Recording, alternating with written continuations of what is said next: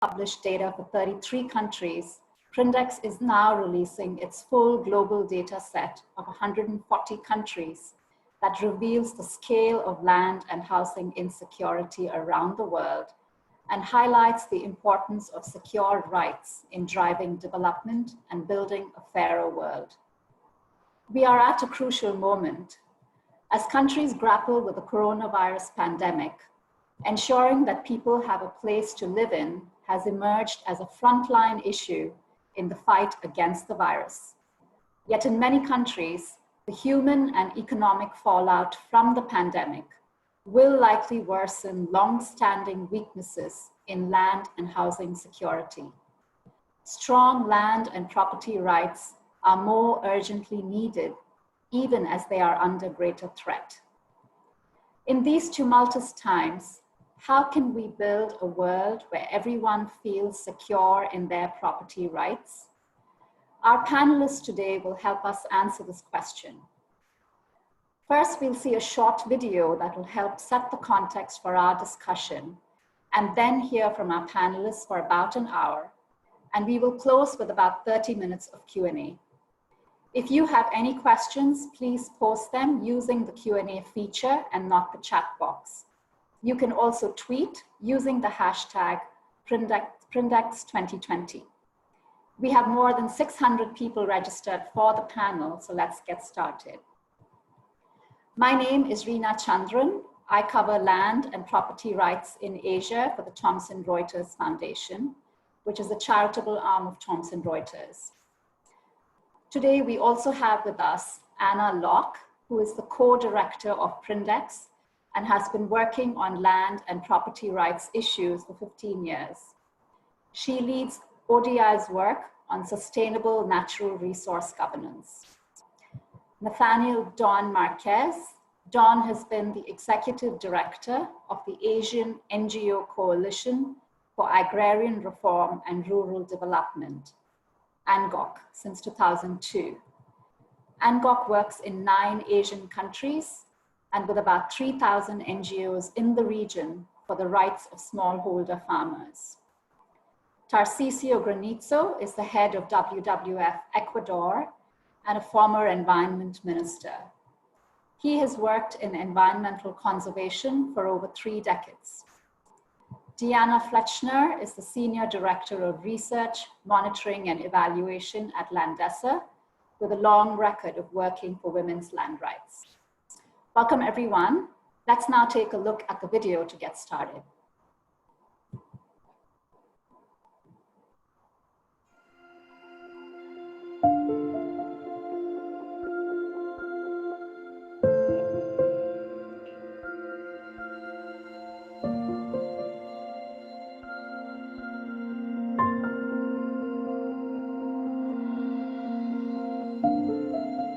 Just within urban areas alone, there's a little bit less than 1 billion people who are living in slums.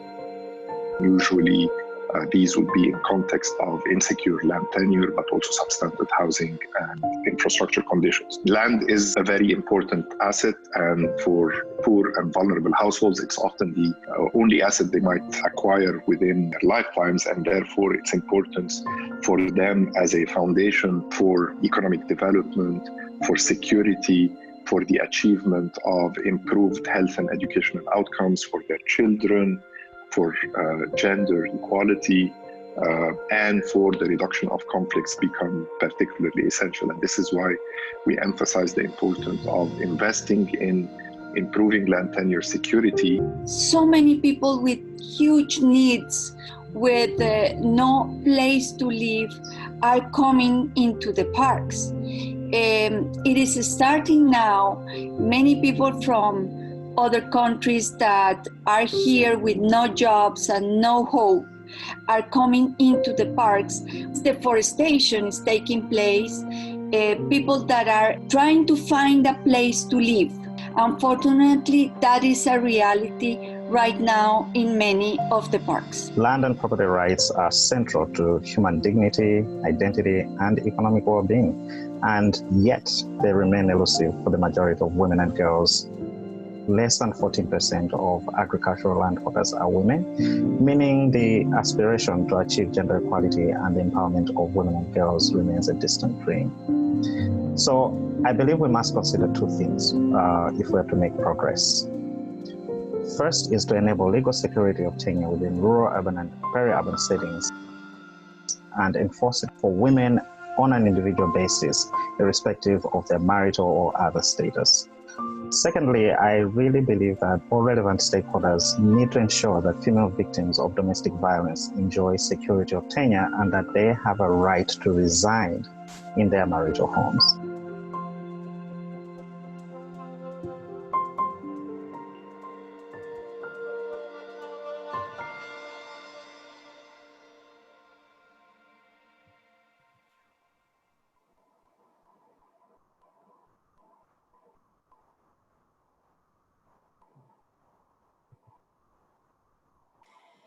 Anna, you now have the floor or the screen to tell us about the findings of the Prindex Global Survey. Could everyone make sure their microphones are muted? Thank you. Thank you for that kind introduction, Rina. And let me just share my screen so that we can get going with this.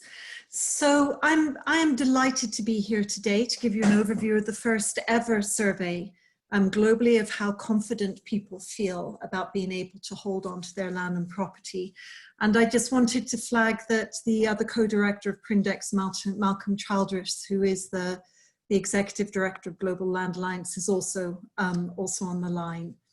And this presentation is a product of a lot of collaboration across the whole of the global Prindex team. And there's been a lot of hard work that's gone into the analysis of these results. So in this, there's something is, let me just, we have a slight technical problem here because my slideshow doesn't seem to be working very well. Bear with me, I'll try to get that sorted. In this presentation, I want to explain what Prindex aims to do and the scale of the problem that we're facing in land and property rights. I'll talk you through how we've collected and analysed the data, dig deeper into the key findings across different regions, and take you through how we intend to move forward to achieve our aims. The main objective that we have when we set up Prindex is going to be one that everyone here is very familiar with, because most of you are attending this webinar here because you know how important land tenure security and strong, clear land and property rights are for social and economic development and for psychological well-being. But till now, we haven't known how many people feel insecure around the world. And that makes it hard to make informed policy and program design decisions or know whether these policies and programs are having their desired effect. And the key underlying issue is that there is no, up till now, there has been no single measure of tenure security. In the past, documentation, or whether you had formal documents to prove that you owned or had the right to occupy land and property has been assumed to be the key indicator of tenure security. But we know that the two always can't be equated. And at the same time, we've been learning from other areas of research. There's increasing evidence from behavioral economics that how you feel about something is what really determines how you behave and the decisions you take. And alongside this, the concept of perceived tenure security has emerged as a more accurate and globally comparative measure of tenure security under different legal frameworks and tenure systems. And that's also why perceptions of tenure security have been included in the UN Sustainable Development Goals. Our, our data is publicly available to all. It's available on the Prindex.net website. It's available on the Land portal. And by providing an open data resource to everyone, we want to enable stakeholders to influence changes in the design of national policies and programs relating to land and property. We want to monitor, help these stakeholders monitor the impact of these policies and programs. And we know that perceived tenure insecurity or security is a good intermediary measure of success. And we want to provide this data to contribute to those who want to use it to track the SDGs and other development indicators. And the global coverage that we've now achieved will allow us to expand our engagement with researchers, governments, donors, and other stakeholders that are working on land and property rights. And we now have insight into the scale of the problem, that nearly 1 in 5 adults feel insecure about their land or property rights. That's almost 1 billion people across the globe that feel that they may not be able to stay in their homes. So how do we assess people's perceptions of their tenure security, and who do we actually survey, and how do we select them? So we've now got quite a lot. This is the nerdy part for the methodology, and we like to pack a lot of information into our slide. But this, essentially, we undertake surveys where we do interviews face-to-face with people, unless there is over 80% coverage of telephones, particularly mobile phones, in which case we may do those surveys by telephone. We do them with a representative sample of all adults of 18 years and over, and we do that by randomly selecting a member of each household and assessing their perception of tenure security.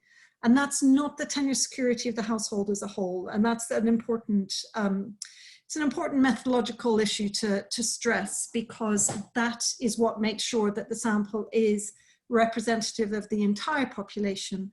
And it's an approach that enables all parts of the population to be included and to make their voices heard. And some of those have often been in the past excluded from the land rights conversation. Women, youth, people who don't actually own their land or property.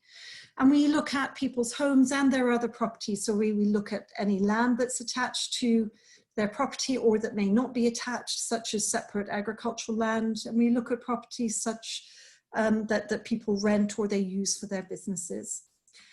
And we use a question that is in line with SDG indicator 1.4.2, where we ask people, in the next 5 years, how likely or unlikely is it that you could lose the right to use this property or part of this property against your will?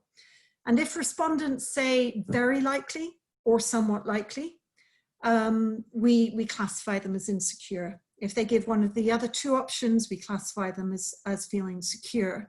And we feel that that 4-point scale gives a balanced assessment, and also we found that it's less prone to cultural bias when you use that scale in different countries. Now, the researchers in ODI and GLA, which together makes Prindex global, we set up the questionnaire, we do the quality assurance of the data, we do the analysis, but we contract survey companies, reputable survey companies, to carry out the survey on our behalf. And Gallup included a Prindex module in its world poll to cover the majority of the countries in our global survey. And we're really happy to be in partnership with Gallup on this. So let's look a bit deeper into Prindex's findings about where insecurity is concentrated, who feels insecure, and what the main reasons are why people might feel insecure. And I'd like to point you in the direction of our website, prindex.net. For 2 reports on the 140 countries, we have the global assessment with a comparative report, and then we home in on women's perceptions of tenure security in a separate report. So let's look at which regions are most insecure. And this graph shows that the highest rates of insecurity are in the Middle East and North Africa, with 28% of respondents reporting insecurity, with Sub-Saharan Africa close behind at 26%. That's compared with relatively low proportions of insecurity in Europe and Central Asia and in North America. But rates of insecurity don't tell the whole story. At 15%, East Asia and Pacific looks like it doesn't have too much of a problem. When I say too much of a problem, that's obviously relative. But when you factor in population distribution across the world, that region and South Asia have by far the largest numbers of people who think they may lose their land or home, with a total of over 500 million people. And our survey looks at over five types of tenure, or so the type of tenure indicating how people gain access to their home, land, or property. And you can see from this that 51% of respondents don't actually own the property that they live in. So if our survey focused only on owners, we would miss 51% of people who access their land and property through other arrangements. And it is actually these other groups who tend to be more vulnerable to tenure insecurity. So let's have a look at this in the next slide. And you can see that the orange dots at the top are renters, and they stand out as the group that feels most concerned about being able to stay in their land, on their land and in their homes that they're renting. And this is particularly marked in the MENA region and in South Asia. But areas with much lower levels, rates of insecurity in general, Europe and Central Asia and North America, they don't actually escape. Renters there are still highly vulnerable to concern that they might lose their land and property. And you can see that actually in the increase in focus on the situation of renters, particularly young renters in Europe and North America.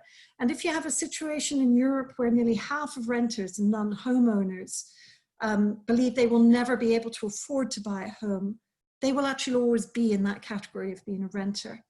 And we know that COVID-19 has exacerbated this insecurity, and housing has been at the forefront of the response in Europe through eviction bans, mortgage moratoriums, and other measures. And in the UK, where I'm based, the eviction bans were extended last month in recognition of the gravity of the situation. How much income you have also influences your perceived tenure security. So people with low income, or people who feel that they are in a difficult financial situation in North America and the Middle East and North Africa, are the ones who express themselves as being particularly vulnerable to tenure insecurity. And that highlights the vulnerability of the population to shocks such as COVID, which can cause some hard economic and financial difficulties for people. We also look at how insecure men and women think they would be if they lost their spouse through death or divorce. And this is important because it has a bearing on inheritance law and family law and how assets are divided after death or divorce. And there's a particularly marked gender gap in Middle East and North Africa and in some sub-Saharan African countries. Although you can see differences across the region, you can see it actually in North America, which you might not expect to see sort of intuitively, and this is good. This means that we're actually having data that can challenge preconceptions and point us in the direction of where we need to take action. And the reasons for feeling insecure, we asked people a range of questions about what made them feel insecure. The main one is that people are worried that the owner or renter may ask them to leave. The second one is that they may not have the financial resources to stay in the property. And then there are a range of internal reasons that are around family disagreements, and external ones which are about fear that the government might seize property or companies might seize the property. And it's interesting to notice, you'll pick up in our gender report, that women more frequently cite these internal reasons or concern about family dynamics, and men cite more frequently the external fears of having their property taken away by an external actor. We have infographics for each country on our website, and I know Don is going to be giving us some insight into what's happening in the Philippines, where nearly half of the people who were interviewed feel insecure. But I'll leave that discussion to Don and take you through to our next steps. And just to recap on what we're trying to achieve with Prindex in terms of supporting the design and the tracking of the progress of policies, national policies and program interventions to improve tenure security. To achieve that, we are continuing to develop plans for the next round of global data collection. Again, that allows us to reveal benchmarking of countries and to start the conversation around particular issues, particular groups, or particular geographies. But we also know that there are specific variations even within countries. Our samples are nationally representative. We want to get in and go deeper under the skin and do deeper dives in countries. And we are already starting that in India, Colombia, and Zambia. And we've got conversations ongoing with stakeholders who are interested in having support to do deeper dives in other countries. And we're also really increasing momentum on building regional partnerships and outreach. And this event is the first of a series of events which will look at the data and issues specific to each region. And do please contact our regional engagement coordinators. They'd love to hear from you if you're interested in attending those regional events. And finally, you know, we are looking at particular themes. We're digging much deeper using Prindex data, crossing it, checking it against other data sets. And we've been looking at fragility, conflict, and violence to provide some inputs into the World Bank's flagship report on land and conflict, which is coming out later this year, and investigating the possibility of using perceived tenure security changes as a predictor of organized violence. We are looking at the link and want to explore in more detail the link between climate change or the climate and nature crisis and land and property rights, and how improving tenure security could be a cost-effective way of mitigating climate change and meeting the goals of conserving biodiversity and ecosystems. We want to undertake further gender analysis. We know that there are a lot of really important methodological issues about how to interview men and women differently and what drives different feelings of insecurity. We want to look at different tenure systems within particular countries. And we would love to work with all of you on this. We're looking very much forward to to tapping into your expertise, your knowledge, your interests of those themes and of your countries. And we would love to hear from you. And please do get in contact with us. You can contact us at info@prindex.net or go onto our website. And if you want to visit and look into our methodology more, please look at our frequently asked questions and then come back to us if you want to ask anything further. Thank you very much. Back to you, Rina. Thanks, Anna, for that very interesting presentation. Some surprises there too that we'll come back to. But turning to you now, Dawn, given that there is a great deal of insecurity in the Philippines, as the Prindex survey shows, can you tell us a little bit about your experience in dealing with tenure insecurity in the Philippines and elsewhere in Asia? Dawn? Thanks, Rina. Pleasant good evening to all. My connection is not that stable at the moment, and hence I'll just be using my audio. I shall respond to the question by highlighting some of the findings of 3 regional studies undertaken in 2018 by my organization and our partners in Bangladesh, Cambodia, India, Indonesia, Kyrgyzstan, Nepal, Pakistan, and the Philippines. A number of these findings either corroborate or substantiate as well as complement with those of Prindex, as also some of the areas are not touched upon by the report of Prindex. Let me start by saying that by laying the fundamentals of our work, that is, land rights are essential for the full enjoyment of other rights: shelter, food, livelihood, space and movement, health, personal security, and in some cases, citizenship and enjoyment of political rights. The right to land and security of tenure may therefore be seen as a human right, regardless of how existing laws see them. Thus, land is more than economic asset or commodity. Access to land not only brings a source of survival, but also increases one's sense of human dignity and security, and the opportunity to break out of hunger and poverty. The Prindex reports mentions that 50% of those involved in the survey in the East Asia Pacific and South Asia regions perceive their property rights to be insecure. Why is this so? In Asia, the living conditions of many of the marginalized people have two basic features, poverty and political powerlessness.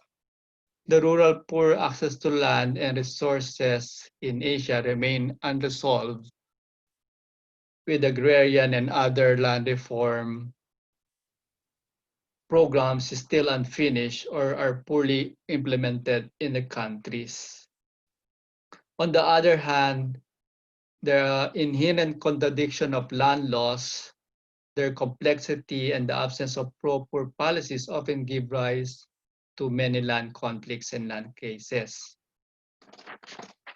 In terms of land and property rights, constitutions in each of the countries I mentioned provides overall policy framework to the governance of tenure. On the other hand, personal property rights are usually defined not by land laws, but by the civil code and family laws. These laws uphold individual rights to land and private property. They also define land and property changes in marital changes in the private sphere, including equal property rights for women, regardless of their marital status. In actual practice, however, the allocation of property rights within household is usually defined by religious and customary practice, which may sometimes run contrary to the statutory law. More so on women's rights to land, many land reform programs of Asian countries often fail to recognize the importance of the way in which control of assets, in particular land, is assigned within the household. It was wrongly assumed that women's interests were subsumed within those of the household and could adequately be requested by men. Thus, Prindex methodology to selecting adult households members randomly rather than treating the household as a unitary and represented by the household head is a good approach. On the other hand, an intriguing thought is why the issue of indigenous peoples was not included in the Prindex report. As in the case of Asia, it is home to 70% of the world's indigenous peoples.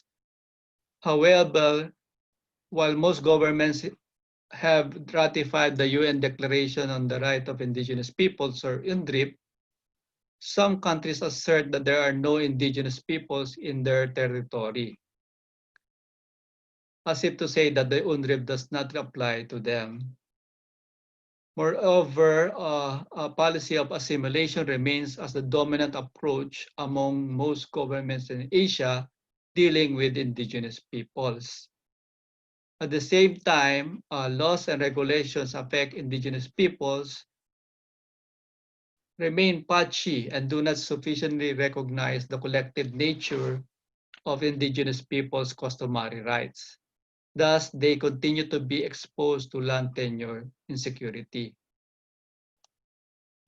In terms of increasing land conflicts in the region, they are caused by a number of factors: historical prejudice, weak implementation of land reforms, misappropriation of state domains, and lack of regard for human rights of disadvantaged and vulnerable sectors. Many of the lands under private possession and cultivation remain unregistered. Many poor families lack formal land registration, making them highly vulnerable to land grabs and evictions. Corruption and also land grabs serve to escalate these conflicts. For example, in the 2018 study of land conflicts in the Philippines, around 352 cases have been documented, covering 1.3 million hectares, or about 4% of the total land area of the country. 48% of these cases were between communities against business, while 30% were between community members and 60% were between community members and the government. Violence came in various forms such as killings, disappearances, detention, and a total of 40 incidents involved killings committed by the military in operations guised as anti-insurgency campaign.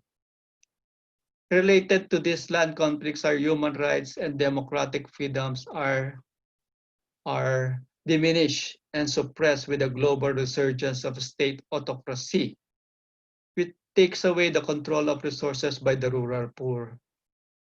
This is highlighted by the existing legal frameworks that have general provisions to protect individuals from violence and violation of human rights, where there is often no specific law or legal provisions for land rights defenders. Finally, another cause of tenure insecurity in the region is climate change. Poor people without tenure land are more vulnerable to the direct effects of natural disasters and climate change. Poverty forces people to cultivate marginal lands that may be too steep, too dry, or too wet, or prone to erosion. Or people occupy fragile public land or coastal areas that are vulnerable to flooding, tsunamis, and storm surges. Moreover, they live in poor housing without the incentives and capacity to invest in improvements or to modify their living environment to protect their homes against floods and other calamities.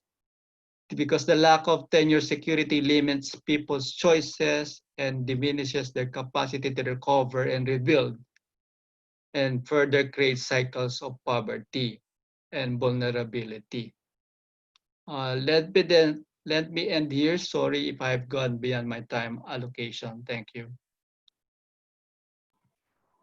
You did fine on the time. Thanks, Don, for that very comprehensive oversight of the situation in the Philippines and in the broader region. Indigenous people's rights are increasingly threatened everywhere, and the link to climate change is also increasingly obvious. A reminder to the audience that you can post your questions in the Q&A box. We'll turn now to Tarsicio. Tarsicio, with your experience with government and non-governmental organizations, tell us what you see as major challenges to secure land and property rights in Ecuador and in Latin America, and what has worked there as well. Tarsicio? Well, thank you very much for the kind invitation to participate in this forum. Let me start saying that Latin America and the Caribbean have the most unequal distribution of land of the entire planet. According to the FAO, the region far exceeds Europe, Africa, and Asia. If you measure the Gini coefficient, which measures inequality on a scale from 0, which is total equality, to 1, total inequality, Latin America has a Gini coefficient of 0.79. If you compare that with Europe, that it's 0.57, Africa 0.56, and Asia 0.55. And South America, inequality is even higher than the regional average. It has a Gini coefficient of 0.85. So that shows the importance of land tenure and how the land is in a few hands in most of the countries, particularly in countries like Paraguay and Brazil. In fact, there is a quote that says that Paraguay is the country of the land without people and the people without land. Well, I have to say also that the problems associated with land tenure in Ecuador are long-standing. and have been characterized by the relationship between access, use, and ownership of land, and by the problems of peasant and indigenous families and communities. I'm gonna refer more to the rural area than to the urban area, because in my work as working in a conservation organization, we deal more with the rural reality. These problems are also characterized by the relationship with the sectors that own large amounts of land and have access to the country's political and economic power, and define what is necessary for the countryside, its problems, its agendas, and its development policies. And this relationship has influenced legislative agenda of recent years, leading to the design of a new land law that reflects the proposals of power groups in government and the current state discourse. One of the problems we face, and I'm going to this event, one of the problems we face in Ecuador is the lack of information about land tenure. The cadastre, I mean, the registration of lands is still very poor in information. For instance, in the urban area, the coverage of the cadastre, of the registration is 70 to 75%. But in the rural area, the information on registration of lands is only 25%. If it continues in the same pace and speed, it will take years to finish its full land administration coverage. Performing like this, it's not fully supporting the economic growth, food security, natural conservation, reconstruction after disasters like the earthquake we had 3 years ago, and poverty reduction in the country. Let me also say that in Ecuador, there are two types of land tenure systems: private holdings and community tenure.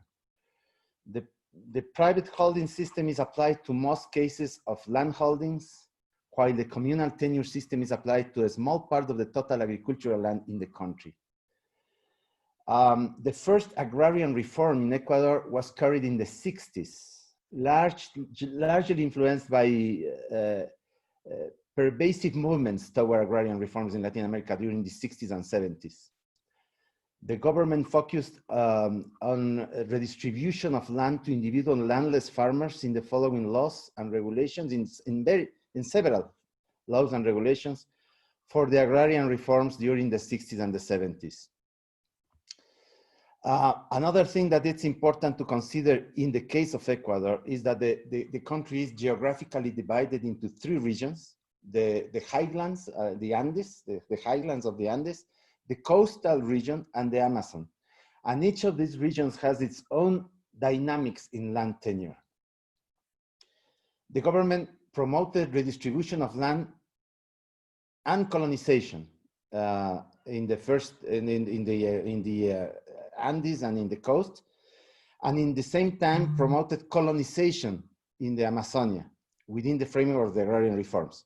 Although colonization started earlier than the agrarian reforms and was subsequently integrated into the framework of the agrarian reforms. And colonization brought another problem with indigenous people's lands, because at that time, indigenous territories were not recognized, formally recognized. So there were lots of conflicts by them between colonizers and indigenous people's lands.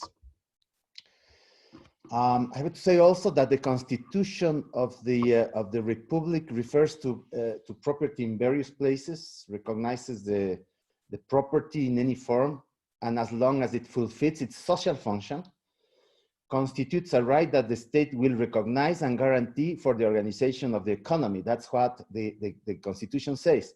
And adds, it must seek the increase and redistribution of income and allow the population access to the benefits of wealth and development.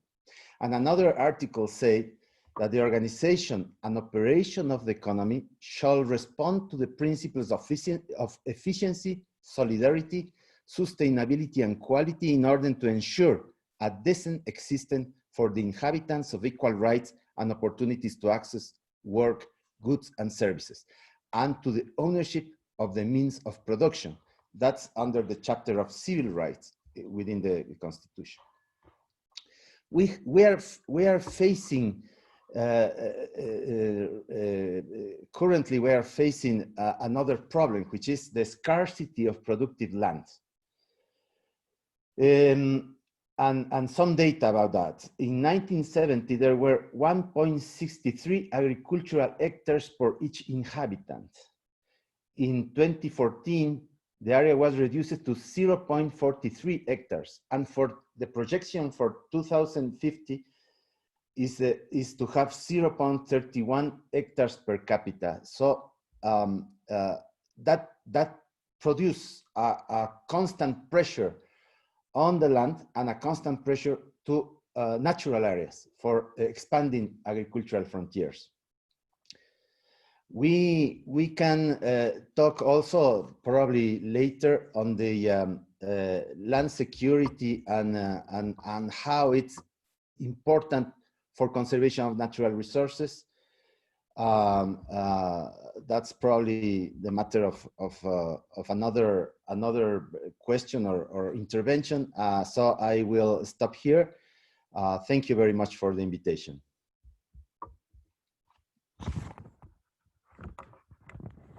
Thanks, Tarsicio, for that reminder that the lack of information is a huge challenge when it comes to tenure security, and that governance is so important as well.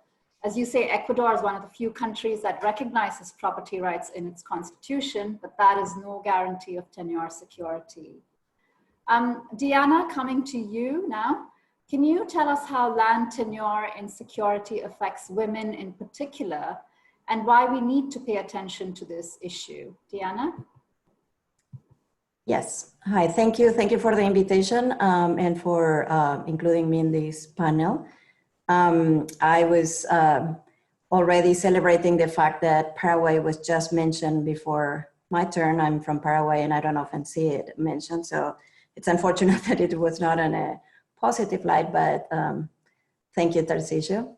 More seriously though, I hope and expect that I'm talking to the converted here, and that most people already not only understand but seriously believe in land rights for women and the importance of tenure security for women, but still to bring us all at the same page and to help us understand how to talk to others about what improvements Prindex can bring. I thought it would be important to just take a step back. And it is obvious that tenure security matters to women just as much as it matters to men, for all the reasons that have already been discussed, whether it's to decide to invest in conservation practices, to adopt different livelihood strategies, to plant trees, to obtain working capital, you name it, all the other incentives, motivations, and opportunities that we often connect with tenure security. In addition to that, tenure security matters to women because it affects the voice that she would hear, or more likely whether or not she would be heard. And so it affects her position within her families and within her communities. And yet, even though this is something that most of us can relate and live or have seen others experience, a lot of the work that we do and a lot of the conversations we have around tenure security tend to focus on men, or at least a lot of the interventions tend to focus still on men and on the head of household. What are the ways in which women can suffer tenure insecurity in addition to all the other challenges that men face? Well, in many places, tenure security depends, or access to land and the extent to which somebody has access to land depends on family relations, and in particular, family relations with husbands, in-laws, brothers, and fathers. And so as a woman's relationship to her male partner or in-laws change, her vulnerability can become stronger. And so it is possible that women know that, or women think that if they get divorced, or if their husbands leave them, or if they just happen to outlive their husbands, something that happens very frequently given women's life expectancy, that they're likely to be in a vulnerable position. And because those understandings are enforced in their communities, they take that seriously because they know that they could be in that position. And so just the thought of the potential vulnerability makes them more likely to reconsider what livelihood strategies they will take, whether or not they would engage in certain activities, and whether or not they would make their preferences heard or fight for them. And this has tremendous consequences because it doesn't just affect the women who are themselves truly in a vulnerable position. It does affect other women in the community because they don't know whether or not they may encounter those challenges.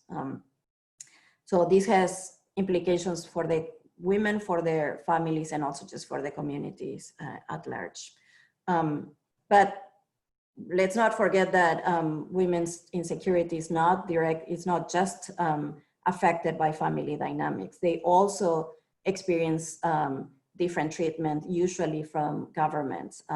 There's of course, a lot of programming that you would be familiar with that, or policies that really pay attention to the household, thinking that everybody in the household would benefit if the household is targeted. And by that, we usually mean, unfortunately, we tend to refer to just the head of the household. And in most cases, that means a man.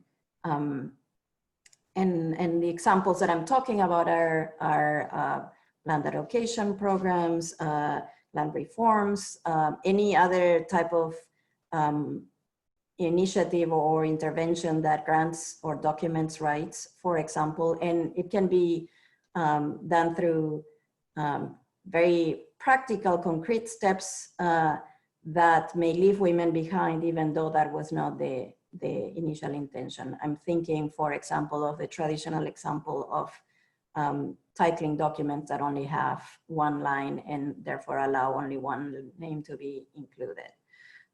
It could also be marginalization that occurs because the land dispute resolution authorities or mechanisms are biased in favor of men, or that they tend to side with them, or that disputes that are resolved to the benefit of women may not be enforced, and so forth. So as you can see, there are many tiers through which women can be left behind, or at least left in a more vulnerable position. And similarly, even if we leave the government interventions aside and the families, there are other opportunities where women may not be on the same level field. That could be if they want to get access to credit and the financial institutions are not prepared to work with them, or land markets that may not be suitable for the type of transactions that women can or would want to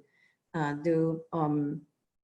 And just social norms that affect what kind of engagement women can have, what kind of activities they can undertake, and therefore how to make the most out of the land that they may have access to, or that for which they have at least use rights.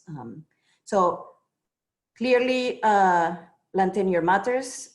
Tenure security for women is important, and yet it faces additional challenges.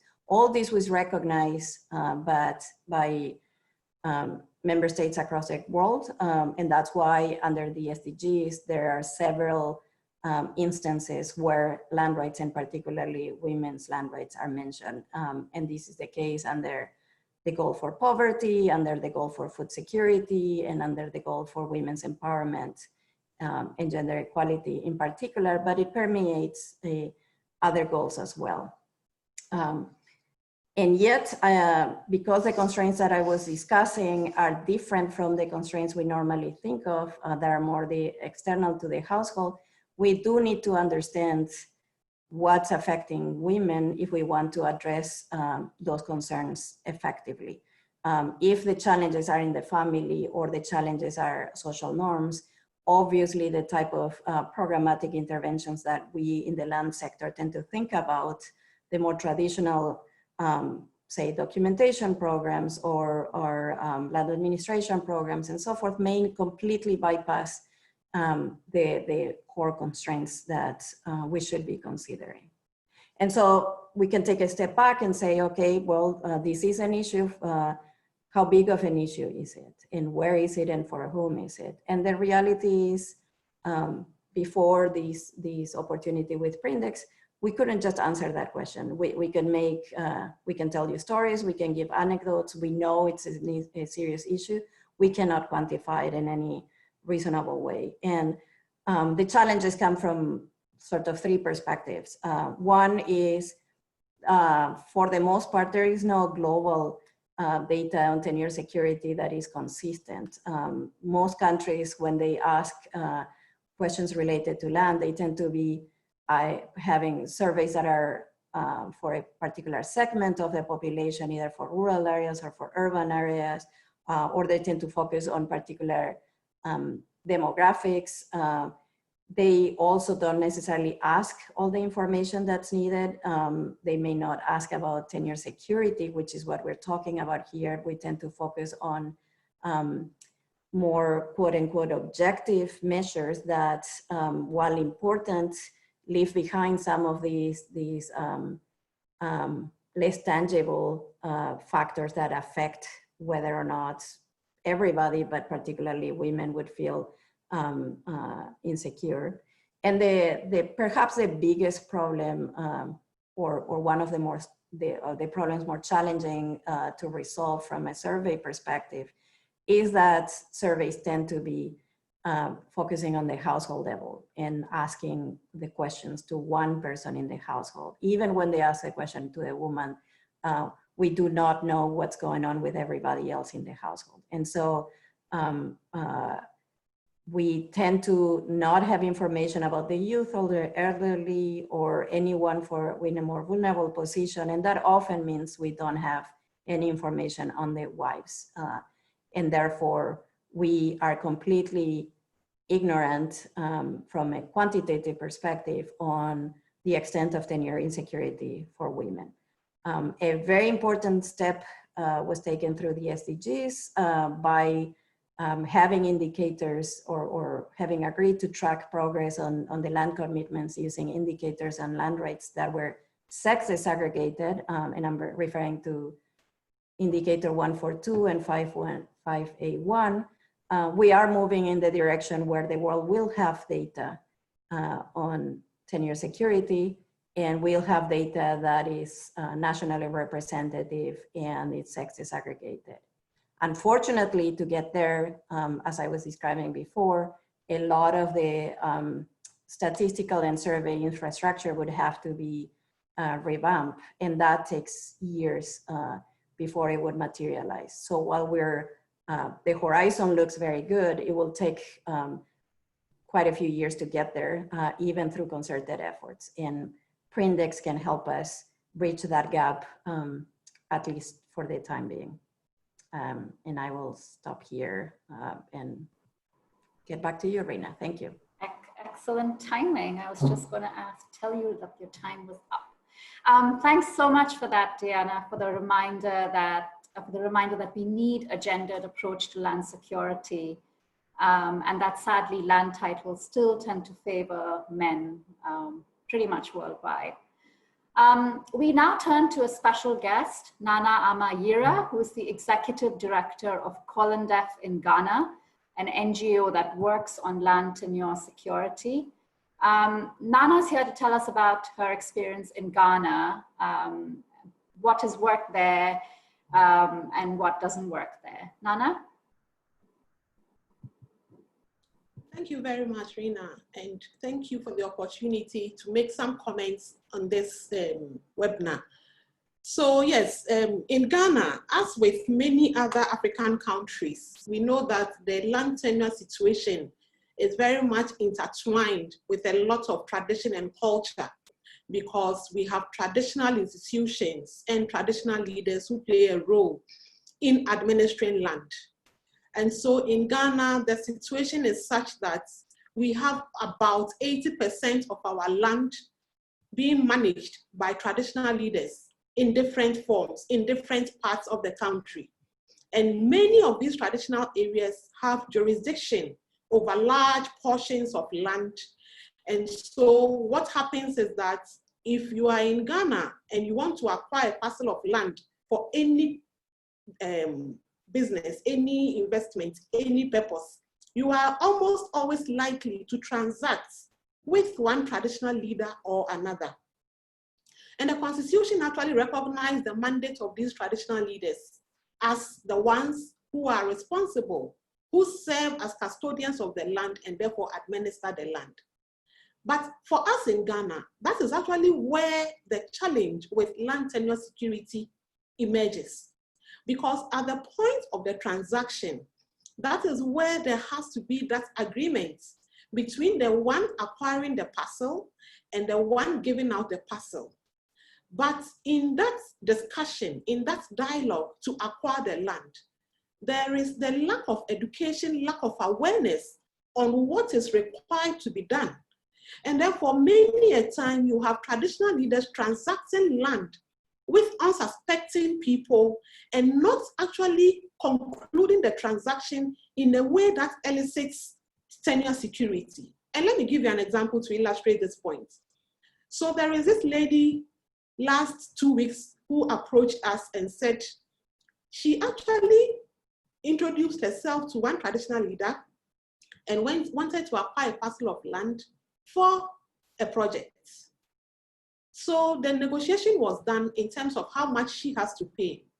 But what are the terms of this transaction and what is she going to get in terms of how many years of a leasehold or what type of interest is being transacted? That wasn't discussed. When she pushed to get that answer, it was difficult because the traditional institution is such that you don't question them. You don't really have to argue or maybe make a point contrary to what they have made. So the long and short of her situation was that, okay, if you want land, we will give you land. We will get the land for you, give us the money, and we will write a document for you. The lady got the land. When the lease document was prepared for her and she went to receive it, she realized that the agreement was dated 2015. And yet the transaction is done today, 2020. And so a lease for 90 years, dating back in 2015, whereas actually she's making payment and the value for the payment is 2020. So she has that 5 years already gone without the opportunity to answer where that has to be catered for. So it's a challenge for many who transact the land in Ghana to be able to navigate and try to have the discussion on what I'm acquiring, for how long, and what types of rights and interests I am acquiring from this traditional leader. That conversation is always very difficult. And because of that, we have a lot of challenges going forward after the transaction has been secured, because once you acquire the land, then many unanswered questions remain, and you have to really occupy and use the land with all those unanswered questions. And if you are not fortunate and the chief who gave you the land passes away and a new one comes, and you are living with these hanging questions, then you have the situation where you may be answering some questions to the new chief, which you don't have actually the opportunity to give the right answer or get the right sources. So it's really a challenge. And so for us in Ghana, if we are discussing the land tenure security challenge, it is right at the point where land transactions are being done. And that is the bottom line in addressing the land tenure challenge. Fortunately, in Ghana today, we have many of these traditional leaders who are highly educated, who are really, really progressive in terms of looking at society and developmental issues from the point of view of how the global discussions are going.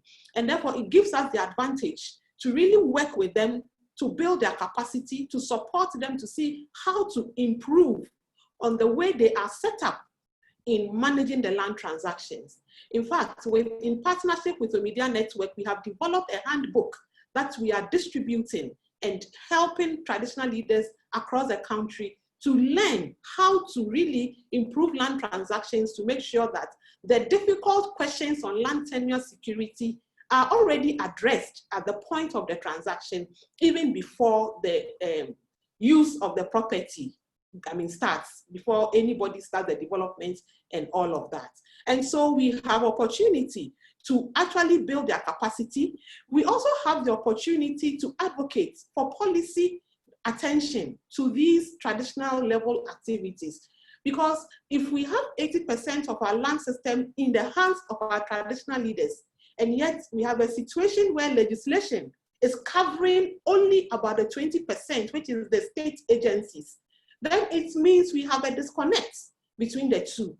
And that disconnect is at all levels in terms of the policy, the legislation, and also the administrative setup, so that we have the integration of the customary level issues in policy discussions, in the formulation of legislation, and in the way our land governance administration is operated at the country.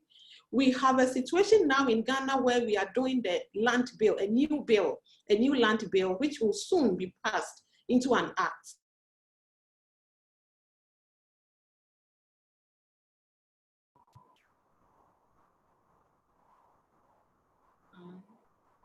I think we may have lost Nana Ama there, just as she was getting to the interesting part on the new bill, the land bill.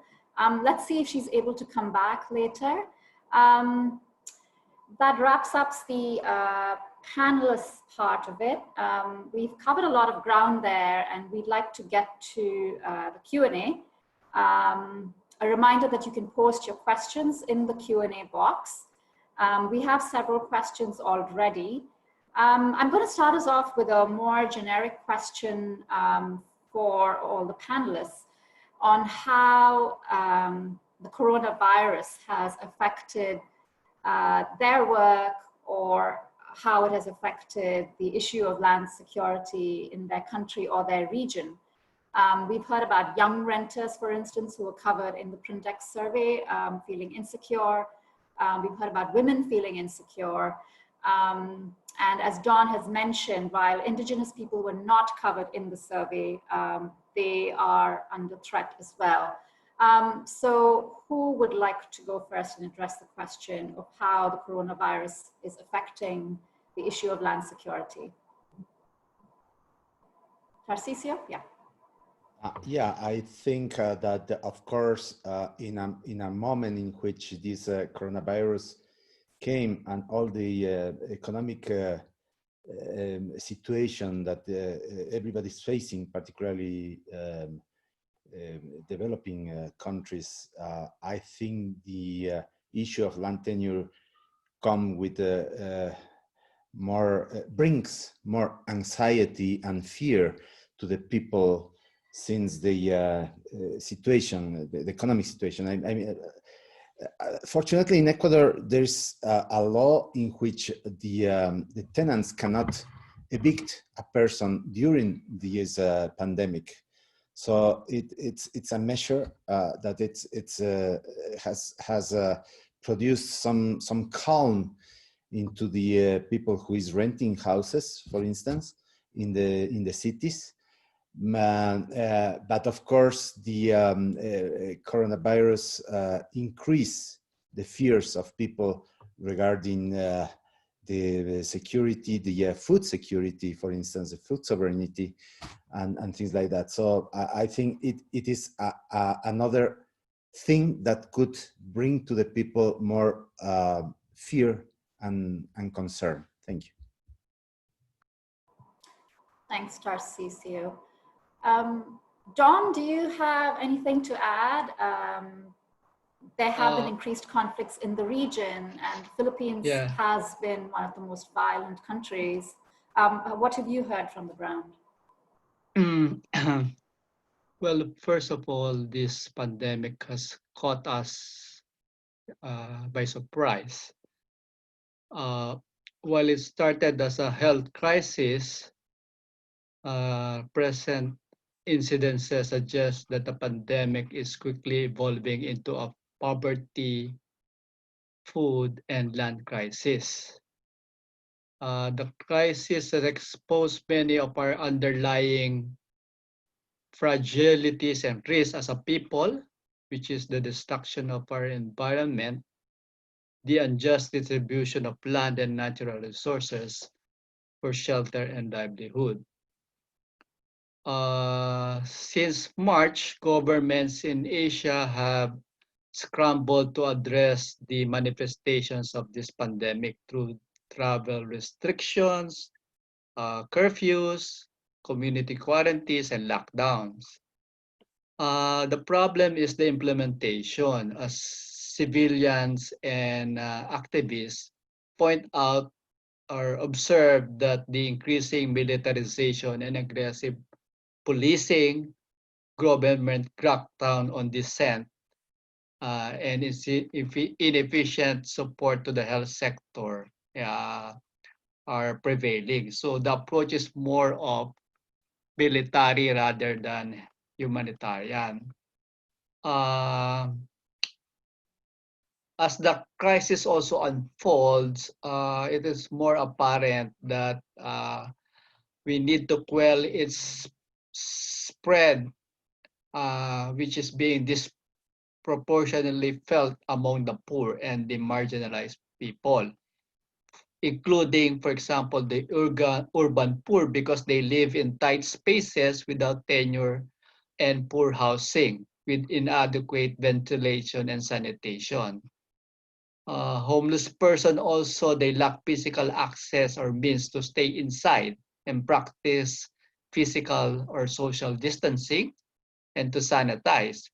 And this concern is heightened in the dense urban places such in Dhaka and in Delhi. The outdoor presence of these homeless people may be then interpreted as defiance of government policies, as was the case during several arrests that occurred in Manila.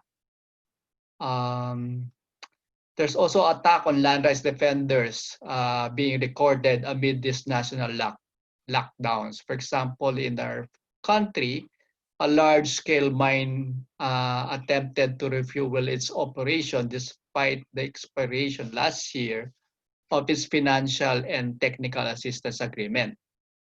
While a peaceful barricade against the attempted refueling of the mine happened, it was violently dispersed by the police, leading to the arrest of the environmental activists.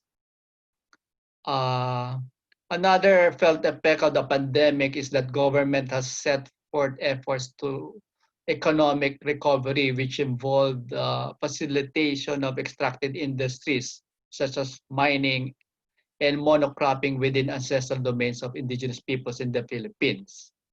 Some of the ancestral domains have been earmarked as relocation sites for beneficiaries of the Return to the Province program being proposed by one of the cabinet members, as well as housing for former combatants of the New People's Army who have decided to avail of the reintegration program of the government. Therefore, placing indigenous peoples in a condition of triple militarization, wherein their territories are sites for development aggression, sites for armed conflict, and sites to mitigate the pandemic. It is said that the pandemic is an opportunity to bring back land and food at the global agenda. But the question is, whose opportunity is it really?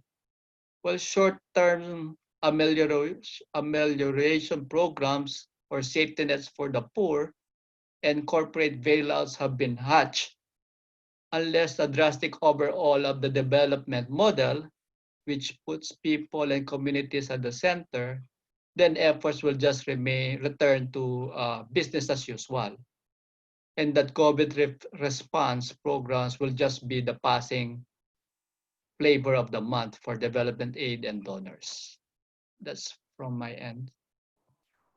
Thanks, Don. Diana, do you want to add something about how the pandemic is affecting women in particular and their tenure security?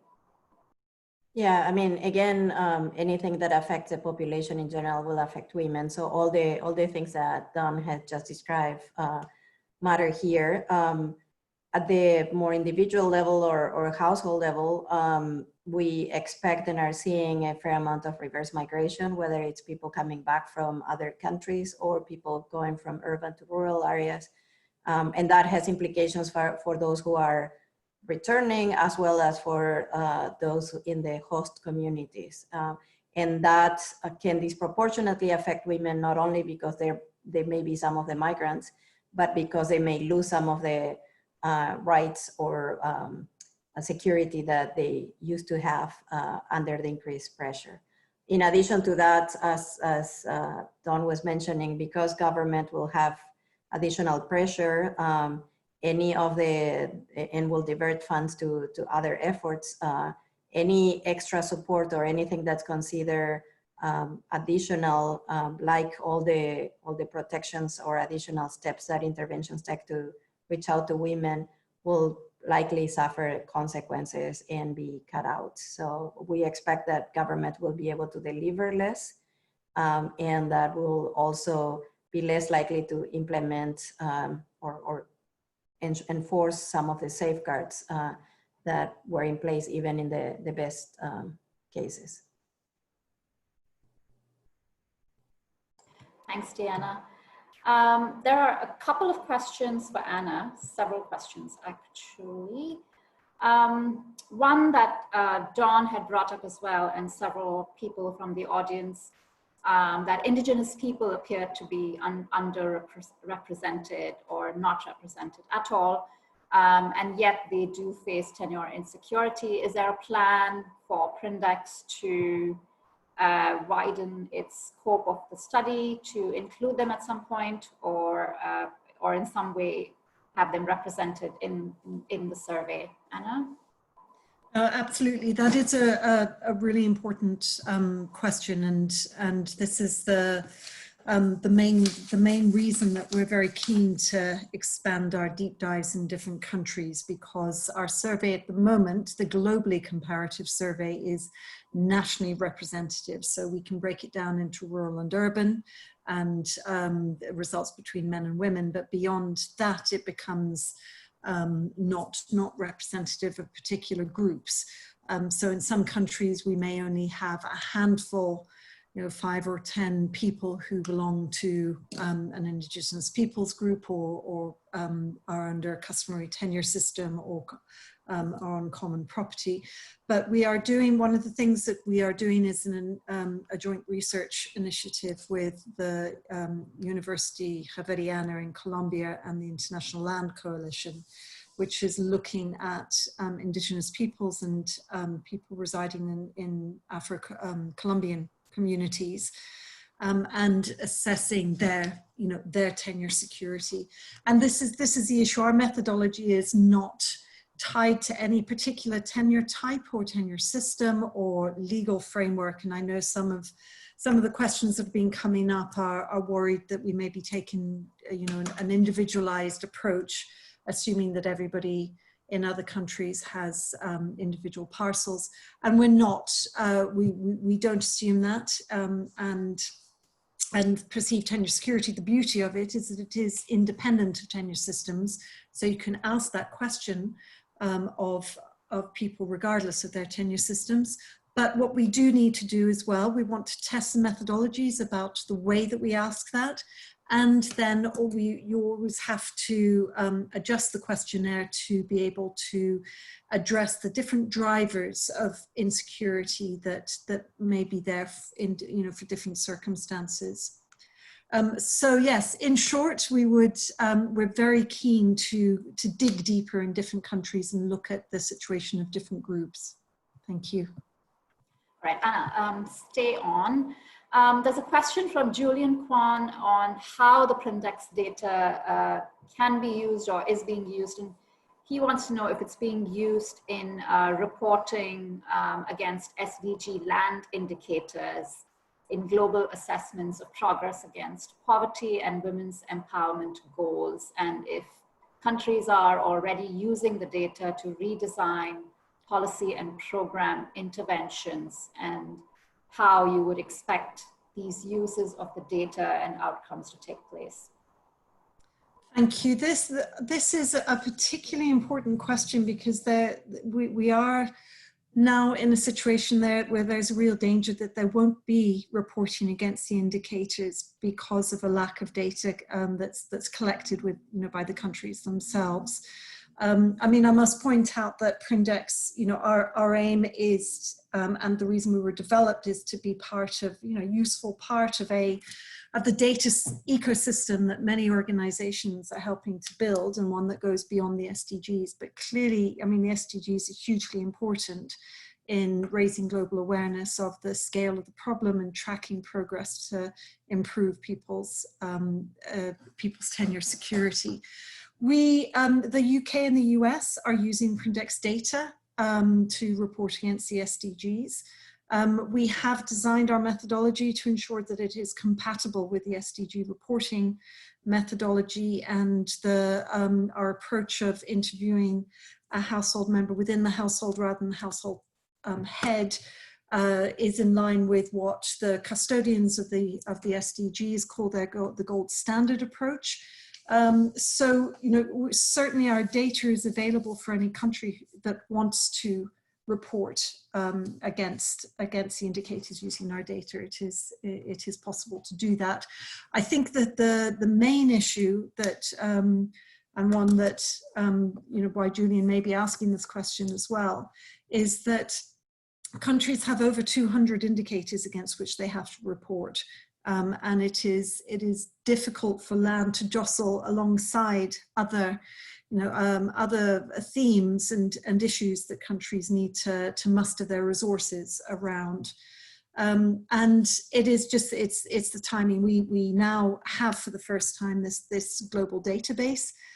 We hope that will provide good inputs into the SDG reporting process for countries that want to use that. And then we will, we are on hand to collaborate with any national government that would like to ask more questions about the methodology and investigate whether they would like to use our data. So Julian, watch this space. Thank you.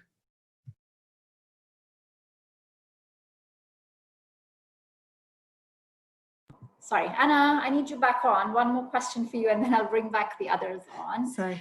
There was a question about, let's see, I think it's Shivakumar Srinivas, a question about post-disaster and post-conflict tenure issues and whether these are being addressed or have been addressed in the survey.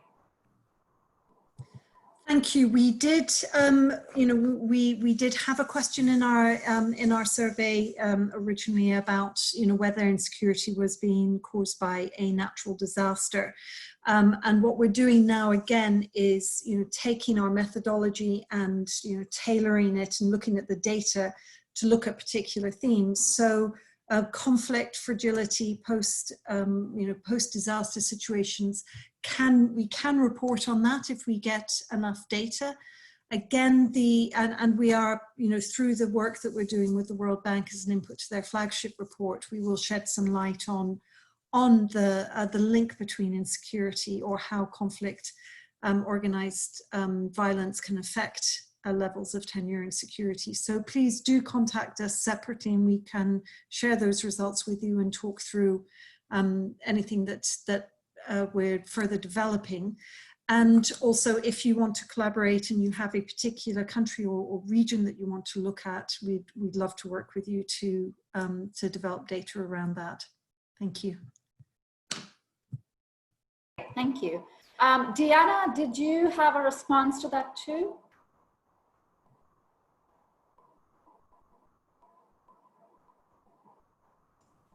Sorry, it's taking me a while to unmute. Yes. Yeah. Yeah, no, I think that was covered, but I mean, in general, what we are learning from this new round of data is that women are insecure.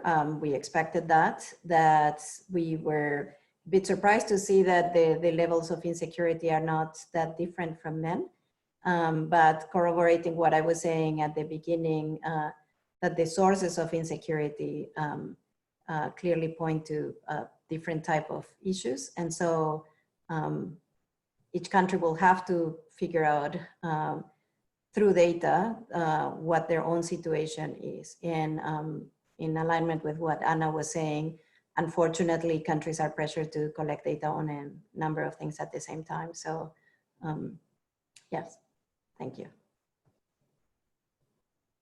Diana. I'm looking at some of the questions and comments.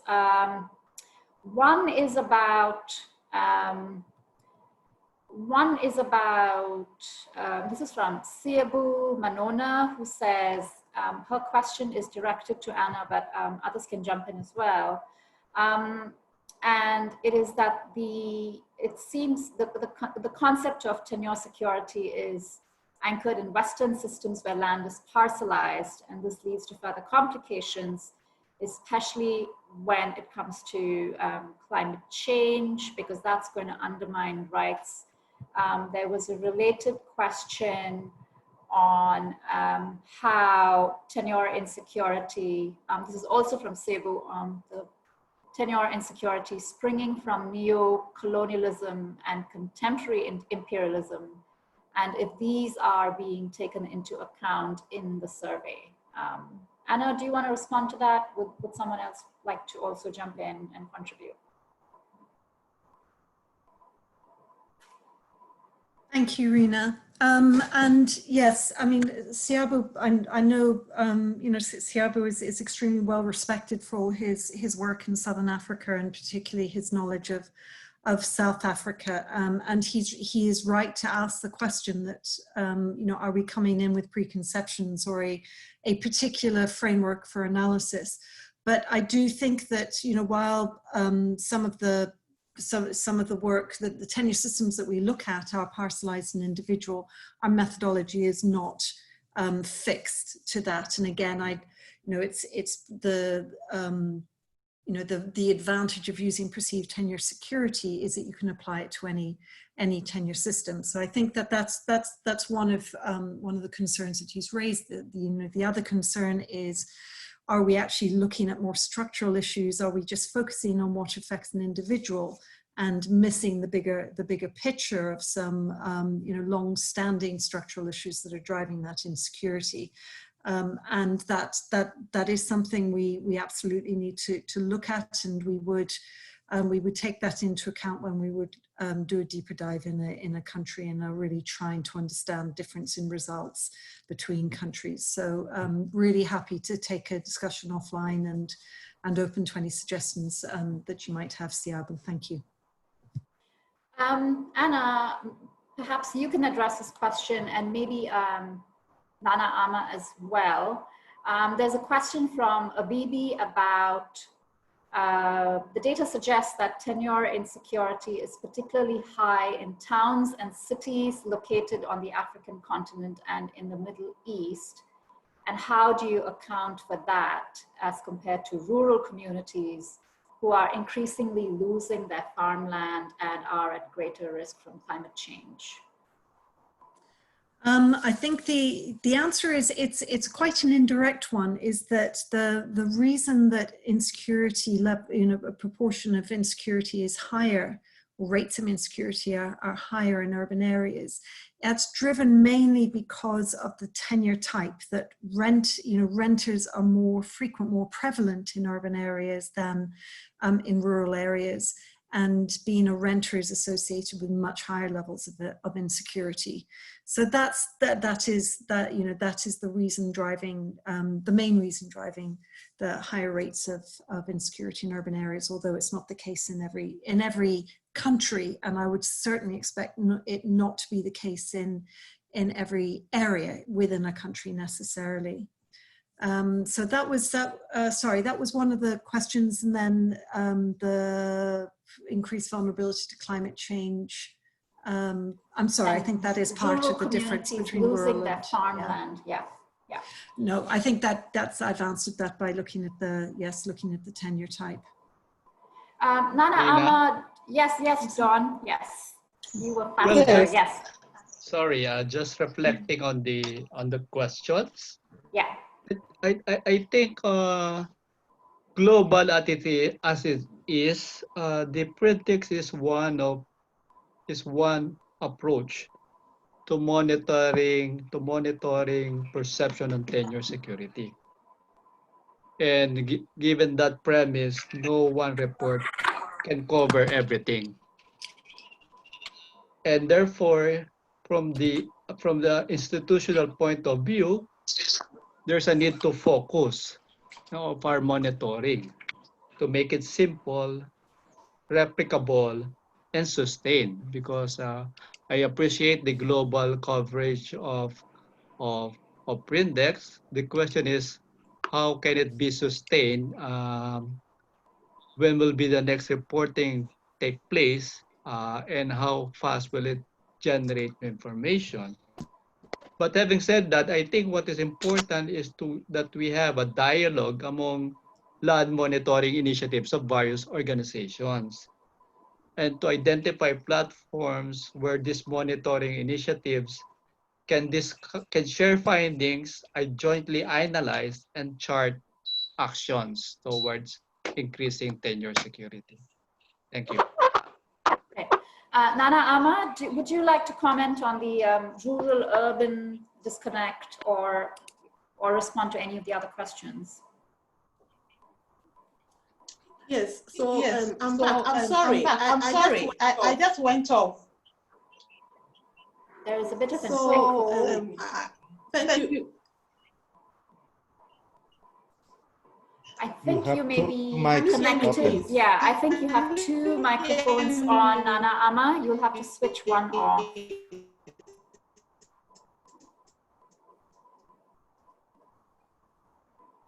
Hello? Yeah. Okay, let's try that again. Yeah. Okay, we can hear you. Can you hear me? Yes, yeah. I'm so sorry. Yes, so as far as the tenure insecurity issues in the urban areas are concerned, I agree with Anna that one major factor is the rent, that people would maybe have to rent and they don't have the money, or the landlords would evict them, or matters of that nature.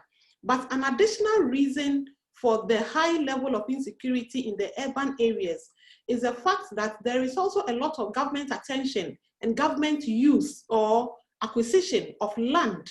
In Ghana, we have a lot of compulsory acquisition going on because government acquires parcels of land within the urban centers for the development of various projects. And so a lot of the times you have large areas that are taken over by government and people are dispossessed. So a lot of the prime areas in urban area centers, people who live there, especially those with very low income, are at risk, high risk of being dispossessed at any time due to government acquisition. But if you go to the rural areas, the nature of our system is such that a lot of it is influenced by the cultural dynamics, which determines who gets what and for how long and how. So you have situations where people have moved, though they are Ghanaians, but because they have moved from one cultural area to another cultural area, they are not considered as indigents of that area. And so whenever there is any disruption of the existing arrangements, then the first people to target are those who are not indigenous members of that local area. So the cultural dynamics play a lot of impact on how people are able to secure their land in the rural areas for farming activities. Great. Thank you so much, Nana Ama. We could go on, but I'm aware of the time, and I'm going to hand over to Malcolm at Prindex for some remarks before we close off. Thank you. Very quickly, three big messages, one of gratitude, one of collaboration, and one as a call to action. We want to express gratitude, first of all, to everybody who's joining today, who's making this broader global movement towards security and equity in property rights and land tenure. Very grateful to the Land Portal for sponsoring and putting on this event, supporting these efforts, and to the financial support from the UK government and Omidyar network. This is the only way we will achieve big change is through openness and collaboration. This data set is now open for researchers, for policymakers, for citizens to use. And we really look forward to building partnerships at all levels, from local to global, around understanding and being able to use this, these kind of data to affect real security.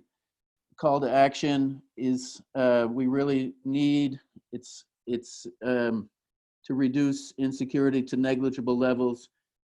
We cannot have a 21st century in which security to housing and land is an issue for anybody. The COVID shock exposes this need even more clearly, and it's up to us to build it back better. We want to see measurable commitments by governments using the full gamut of tools in coalitions with citizen-led organizations, emphasizing rights for the most vulnerable groups. These should be urgent priorities for policymakers in the allocation of resources to build back better. Property rights and land tenure is a win for social equity, it's a win for economic prosperity, and it's a win for environmental sustainability. And I think as a broad social movement and development that links urban constituencies, rural constituencies, environmental constituencies, women's constituencies, human rights constituencies, we can make this change and build a better society in 21st century. Thank you. Thanks, Malcolm. Just a quick word of a thank you to all our panelists and to our very engaged audience. Make sure to check out the full data set on our Prindex website. Thanks for your time. Take care and goodbye, everybody.